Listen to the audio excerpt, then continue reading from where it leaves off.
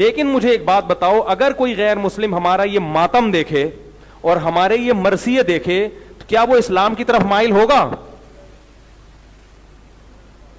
مائل ہوگا؟ وہ بولیں گے ان کو کیا ہو گیا, یہ کیسا مذہب ہے؟ کیا حضرت حسین کی یہ تعلیمات تھیں؟ کتنے بزرگان دین ایسے ہیں ان کی زندگیاں دیکھ کے لوگ اسلام قبول کیا, انہوں نے نمازیں دیکھ کے, ان کے لائف سٹائل دیکھ کے, مسلمانوں کا کلچر دیکھ کے.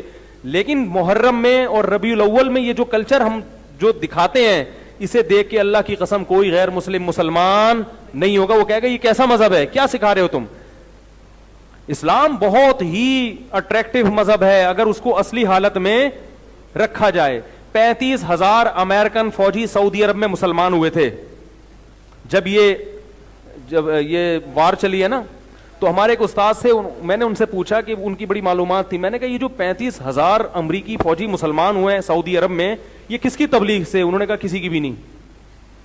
ان کو اسلام کو اب پڑھنے کا موقع ملا ہے سعودی عرب آنے کے بعد, کیونکہ سعودی عرب آئے تو انہوں نے کچھ وہاں دیکھا سسٹم, تو ان کو اسلام کو جب انہوں نے خود پڑھا تو خود ان کو اتنا اچھا لگا, کیا ہو گئے. لیکن اگر وہ یہ پڑھیں گے, یہ کالے کپڑے اور ماتم اور چھری اور چاقو اور دیگیں حلیم کی, یہ اسلام نہیں ہے میرے بھائی, یہ اسلام نہیں ہے. تو اس لیے پھر بھی میں کہتا ہوں جو کر رہا ہے ان کا مسلک ہے, ان کو کرنے دو. محبت سے اگر کسی کو سمجھا سکتے ہو تو سمجھا دو, خود اللہ کا واسطہ ان چیزوں میں نہ پڑھو. ہمارے مذہب میں کوئی مہینہ منحوس نہیں ہے. اگر ہم کہتے ہیں اہل بیت پر ظلم ہوا اس مہینے میں, تو اہل بیت کی تاریخ اٹھا کے دیکھو گے تو کسی اہل بیت پر سفر میں ظلم ہوا, کسی پر ربیع الاول میں ظلم ہوا, کسی پر ربیع الثانی میں ہوا. پورے سال کسی نہ کسی پہ ظلم اور کسی نہ کسی عدل ہوتا رہے.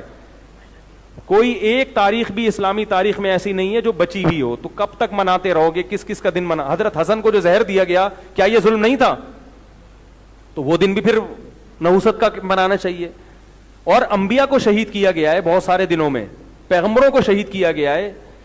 تو یہ ساری چیزیں غیر مسلموں سے آ رہی ہیں. امام حسین کے نام پر رو بھی لیتے ہیں, امام حسین کے نام پر ماتم بھی کر لیتے ہیں, امام حسین کے نام پر لنگر بھی کھا لیتے ہیں, لیکن کوئی کام جو امام حسین نے کیا وہ کرنے کے لیے تیار نہیں ہے. کیوں؟ اس لیے کہ ہمیں کربلا ذاکر نے سکھائی ہے, امام حسین سے نہیں سیکھی. ہمارے معلم ذاکرین ہیں, ہمارے معلم حسین ابن علی نہیں ہیں. اور پھر ہم تعظیم محرم میں وہ کام کرتے ہیں جو امام حسین نے نہیں کیے. امام حسین علیہ السلام کے اوپر, امام حسین علیہ السلام کے ساتھ دشمنوں نے جو کام کیے وہ ہم نے سنت حسینی بنا لی. وہ ایک ایک چیز ہم نے باقاعدہ ترتیب کے ساتھ اس کو کربلا کی اور محرم کی رسمیں بنا لیا ہے. کیوں کہ امام حسین علیہ السلام کے ساتھ یہ کچھ ہوا. آگ لگائی گئی خیموں کو, ہم آگ جلا کے اس میں کودتے ہیں. یہ تو آگ امام حسین نے نہیں لگائی, یہ تو بیبیوں نے آگ نہیں لگائی, یہ تو آل رسول نے نہیں لگائی, دشمنوں نے آگ لگائی خیموں کو. آپ جب آگ لگاتے ہو کس کی سنت ادا کر رہے ہو؟ امام حسین کی خوش ہوتے ہو. امام حسین پہ خنجر چلے, امام حسین پہ تلواریں چلی, امام حسین پہ نیزے چلے, تو یہ تو نیزے اور تلواریں یہ امام حسین کی سنت نہیں ہے. جو امام حسین نے کیا وہ کر کے دکھاؤ. حسینی بنو, پہلا قدم اٹھاؤ, انکار کرو. اپنے زمانے کے یزید کا انکار کرو, معاہدہ نہ کرو اس کے ساتھ. بھائی صاحب نے سوال کیا کہ ہم دیکھتے ہیں کہ مسلمان لوگ اپنے جسم کو مارتے ہیں اور خون کرتے ہیں, کیا ہے؟ قرآن مجید میں کہا بھی نہیں لکھا ہے کہ مسلمان شوڈ پیئرس دی باڈی. قرآن مجید میں کہا نہیں لکھا ہے کہ اپنے جسم کو مارنا چاہیے. جہاں تک کہ صحیح حدیث ہے, صحیح حدیث میں اللہ کے رسول فرماتے ہیں اگر انتقال ہوتا ہے آپ کے گھر والے کا یا کوئی نقصان ہوتا ہے, میکسیمم آپ 3 دن تک سوگ منا سکتے ہیں. محرم الحرام میں اہل تشیع کی جانب سے ماتم, جھولے, تابوت اور اس طرح کے جو افعال کیے جاتے ہیں, کیا یہ شرعی طور پہ درست ہیں؟ کوئی شریعت سے اس کا تعلق نہیں, سب کی سب بدعت ہے.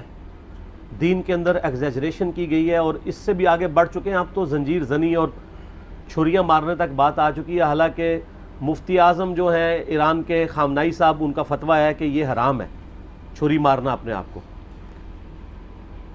لیکن آپ کو پتہ ہے انڈیا, پاکستان, بنگلہ دیش میں جو شیعہ ہیں یہ تو شیعہ ہے ہی نہیں ہے, یہ تو ذاکرین کے فالورز ہیں.